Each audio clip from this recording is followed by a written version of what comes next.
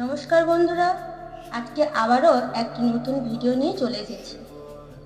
তারকেশ্বরে জল ঢালতে গেলে কি কি নিয়ম পালন করা উচিত, বিস্তারিত হিন্দু শাস্ত্রীয় ব্যাখ্যা সহ। চলুন বেশি দেরি না করে শুরু করা যাক আজকের গুরুত্বপূর্ণ ভিডিওটি। তারকেশ্বর মহাদেবের বাংলায় অন্যতম পবিত্র তীর্থস্থান। এখানে ভক্তরা আসেন মনস্কামনা পূরণের আশায় এবং জল অর্পণ করেন শিবলিঙ্গের ওপর। এই কাজটি শুধু একটি মাত্র আচরণ নয়, বরং একটি শক্তিশালী আধ্যাত্মিক সাধনা। ভোরবেলা উঠে স্নান করে শুদ্ধ ও পরিষ্কার পোশাক পরে তীর্থযাত্রা শুরু করেন। বিশেষত সোমবার, শ্রাবণ মাসে বা শিবরাত্রিতে গেলে অধিক ফলপ্রদ হয়। অনেক ভক্তরা জল ভরা বাঁক কাঁধে নিয়ে হেঁটে যান।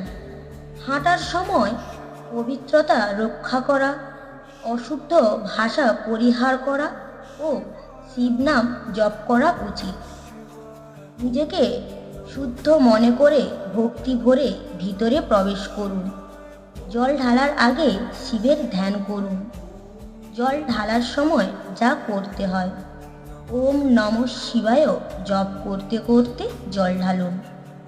একটি পাত্রে গঙ্গা জল বা পবিত্র জল নিয়ে আসুন। অর্পণের সময় মন থেকে প্রার্থনা করুন, হে মহাদেব, আমার পাপ দূর হোক, আমার ও আমার পরিবারের মঙ্গল হোক। অর্পণের সাথে যা দেওয়া যায়: বেলপাতা শিবের প্রিয়, পাপ নাশ করে। ধুত্রা ফুল তপস্যার প্রতীক। চন্দন ঠান্ডা ও শান্তি প্রদান করে। গঙ্গাজল সর্ব পবিত্র, সব কিছু শুদ্ধ করে। যদি শ্রদ্ধাভাবে নিয়ম মেনে তারকেশ্বর মহাদেবকে জল অর্পণ করা যায়, তাহলে সমস্ত পাপ নাশ হয়, কষ্ট দূর হয় এবং ঈশ্বরের আশীর্বাদ লাভ হয়। ভিডিওটি এখানে শেষ করলাম। ভিডিওটি যদি ভালো লাগে লাইক, কমেন্ট, শেয়ার করতে ভুলবেন না।